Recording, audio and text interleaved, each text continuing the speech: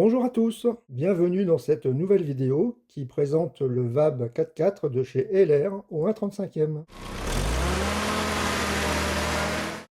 Vous allez découvrir la maquette terminée en détail, construite directement en sortie de boîte sans modification, sauf une petite quand même qui a été apportée et que vous découvrirez dans la vidéo.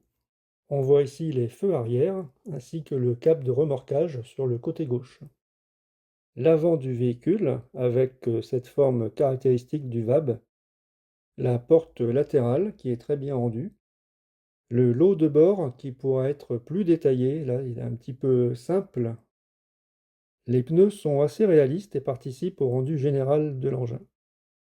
On voit ici le pot d'échappement avec le dessus du véhicule et ses différentes trappes et grilles, les trappes supérieures pour le personnel.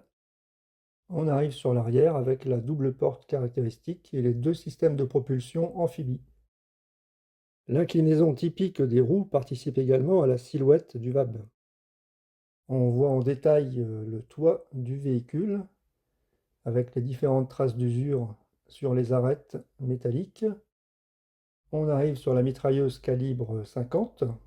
J'ai représenté ici la bande de munitions entre la caisse de munitions et le guide supérieur en coupant une à une des munitions d'une bande de mitrailleuse d'un kit Tamiya. Le résultat est tout à fait convaincant et beaucoup plus réaliste pour l'ensemble de la mitrailleuse. Vous connaissez maintenant le principe de ma chaîne Chambert Modeling avec des maquettes réalisées entièrement au pinceau et à la brosse. Voici donc le détail des peintures utilisées, donc des acryliques Tamiya avec le 3 tons autant. Ensuite, on a les peintures utilisées pour le vieillissement et l'aspect métallique, ainsi que pour le canon de la mitrailleuse. Pour l'aspect terrain du véhicule, en fait, c'est tout simple, avec deux tons. On a le ton Flat Earth et Dectan, qui permettent de restituer la boue et la poussière de craie, par exemple, comme sur un chemin de terre. Au niveau des outils, quelques brosses Tamiya, un pinceau fin Revell et une brosse également Revell. Un matériel simple, mais efficace. Ce VAB mérite parfaitement de figurer dans une collection de véhicules français. On retrouve sa silhouette caractéristique avec un niveau de détail tout à fait satisfaisant.